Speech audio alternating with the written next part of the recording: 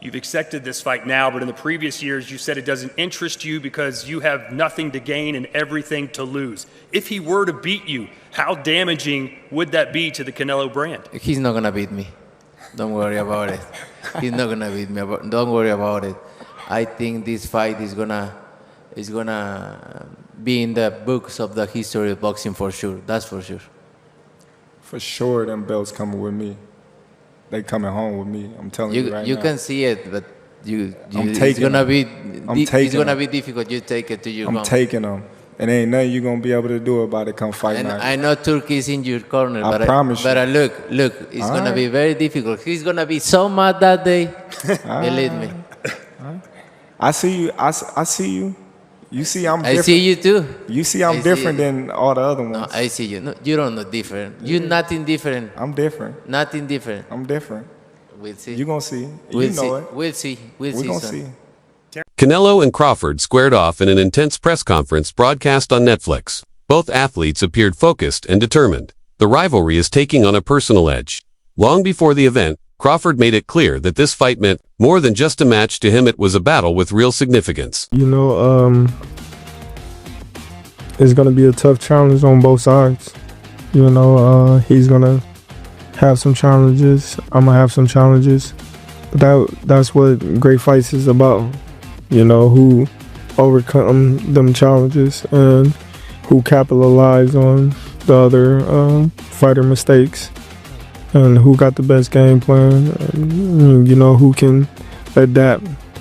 So I'm going to be ready, I'm going to be prepared, and I'm excited, and I'm looking forward to it. He spoke with calm intensity, explaining what distinguishes great fights from legendary ones. Rather than simply hyping the bout, he analyzed it like a strategist, highlighting the mental and tactical battle ahead. Crawford recognized the risks on both sides but made one thing clear: he's coming fully prepared, no excuses. No shortcuts, just a mission to outthink and outperform. The fire in his eyes revealed unwavering focus as excitement surged following the face-off, and his confident remarks. Veteran broadcaster Jim Gray then stepped in to break it all down with blunt honesty and keen insight. Crawford's a great fighter.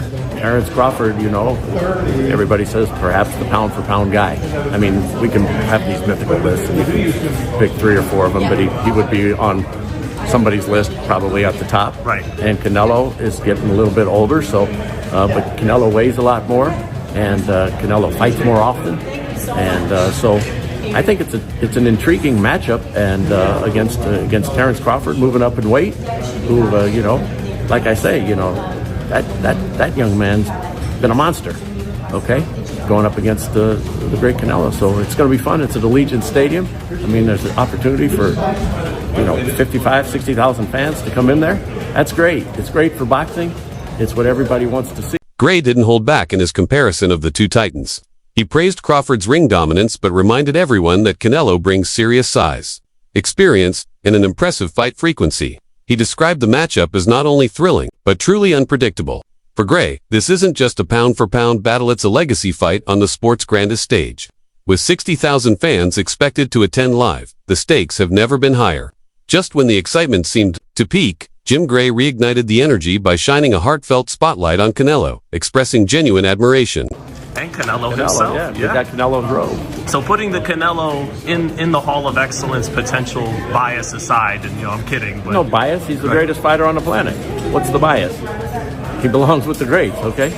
Greatest Mexican fighter. He's the greatest pound-for-pound fighter for a long time. This guy's just a proven tremendous boxer and talent. So yes, there's no bias. I do love him personally. I love the way he fought. I love the way he conducts and carries him. Gray didn't merely commend Canelo's skill, he honored his legacy, calling him the greatest Mexican fighter and a true pound-for-pound king. He emphasized that this fight isn't just a contest of weight classes or titles. It's greatness. Facing greatness, speaking with the passion of a longtime fan, Gray highlighted Canelo's discipline, character, and fighting spirit as qualities that define a legend in the making. The respect and emotion were clear, underscoring that this could be Canelo's defining moment, not from bias, but genuine belief. Yet Gray wasn't finished. He shifted back to the raw power and danger both fighters bring, reminding everyone why this matchup goes beyond mere skill. So hard to tell, but the bigger man, I mean, I don't want to get hit by Canelo ever. And when you've weighed so much less, I mean, I don't know what Terence will come into the ring, but he's coming up in weight significantly, and, that seems to me would favor Canelo. He pointed out the obvious yet terrifying truth. Canelo hits like a truck. When a fighter moves up in weight that much, it's not just about talent, it's about surviving the storm. Gray hinted at the real danger Crawford faces stepping into a heavier man's world where a single punch can change everything. No matter how sharp Crawford's game plan is, Canelo's size and power might be the ultimate equalizer. That's what makes this fight so unpredictable. One mistake, and it could all be over. Just when it seemed like Gray was leaning toward Canelo, he pulled back, dropping a dose of honesty that hit harder than any punch. The other token, Terence Crawford, been amazing with everything that he's done. So I can't pick a winner. If I did that, I'd just run into the casino right now and bet and wouldn't even look at the fight and then just go cash my ticket. But I don't know. When you start predicting these things, nobody knows. And anybody who tells you they know, they're just BSing you. He gave Crawford his due credit, calling his career nothing short of remarkable. But when it came to choosing a winner, Gray stayed neutral, not out of politeness, but because deep down he knows this fight is a coin toss wrapped in flames. With both fighters at the peak of their powers, he reminded fans that predictions are just background noise. The truth is, no one knows how this ends. That's exactly what makes it so electrifying. Just as the debate reached a deadlock, Mosley stepped in and didn't hold back a single word. Too big for Crawford. I think Canelo's too big for Crawford. I think that the reason why, if Crawford was a mover like the rest of the fight, then maybe he can have a good chance with Canelo. But I think that being that Crawford is a fighter, that's gonna be dangerous.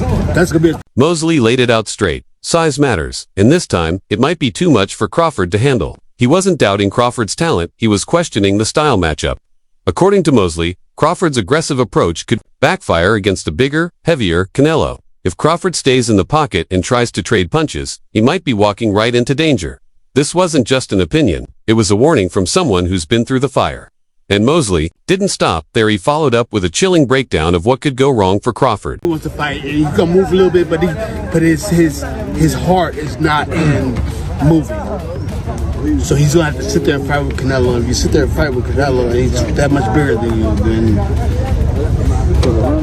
I don't know. He painted a vivid picture of a fighter driven by heart rather than hesitation. While Crawford has the footwork, Mosley believes his instincts will lead him into a toe-to-toe battle, and that's where the real danger lies. Standing in the pocket with a naturally bigger Canelo isn't just risky. It could be career-ending. This isn't about disrespect, it's about the harsh realities inside the ring. Size and power punish bold choices, and if Crawford chooses to stand and trade, the consequences could be severe.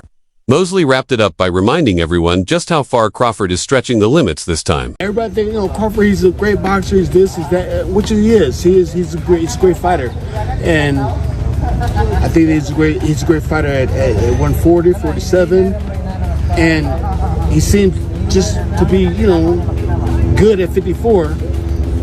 Now we're going to 68. He gave Crawford full respect, calling him a great fighter without hesitation. But the concern wasn't about skill, it was about weight. Crawford's dominance at 140 and 147 was undeniable, and holding his own at 154 looked solid, yet stepping up to 168 to face a powerhouse like Canelo is a whole new battlefield. Mosley warned, it's not about doubting Crawford's heart, it's about how far he can truly climb the mountain without losing his footing, and that's where the tension lies. Mosley then shifted focus, emphasizing just how much Canelo has evolved since his early days, especially after that legendary bout with Mayweather. He's a veteran now. Come on, he's been in the ring with everybody. Yeah. You know what I'm saying? Like from black heavyweight all the way down to 54. Yeah. He's a very nice person. And he's a very nice person too. He actually traded my gentleman when he was getting ready to fight Mayweather. He reflected on Canelo's journey through the divisions, from light heavyweight down to 154. Taking on top names across every weight class. This isn't the same young fighter who once lost to Floyd Ditz, a seasoned, battle-hardened warrior. Mosley highlighted Canelo's relentless work ethic, his class, and how he's evolved into a complete fighter. The respect was evident not just for the boxer, but for the man behind the gloves. It was a quiet warning. This version of Canelo is sharper, tougher, and more dangerous than ever. Just as the momentum seemed to swing in Canelo's favor, Boosie Andis stepped in, and what he said took everyone by surprise. Beat me, but I'm leaning towards Terence. Oh, okay. Remember this though, Terence and Boosie is almost like similar when it comes to that weight thing, right? Yes. Boosie gets up big. But I seen Boosie at a certain weight where he can handle them big guys and stopping them, be knocking them out, in the sparring in the gym when he's up in weight. So I think that's a beautiful weight for Terence, but that's going up to 168 though, right? Yeah, 168. Yeah, but I think he can handle. Andis admitted that most people wouldn't agree with him, but he's leaning toward Crawford. He compared Crawford's situation to fighters like Boo, who surprised doubters when moving up in weight. Having seen firsthand how some fighters carry their power and speed into heavier divisions, Andis believes Crawford has that same edge. He's not betting on hope, he's betting on what he's witnessed behind closed doors in real sparring battles. 168 could be the weight where Crawford proves the world wrong and shows he's far from finished. He reinforced his confidence by pointing out one often overlooked asset: Crawford's ring IQ.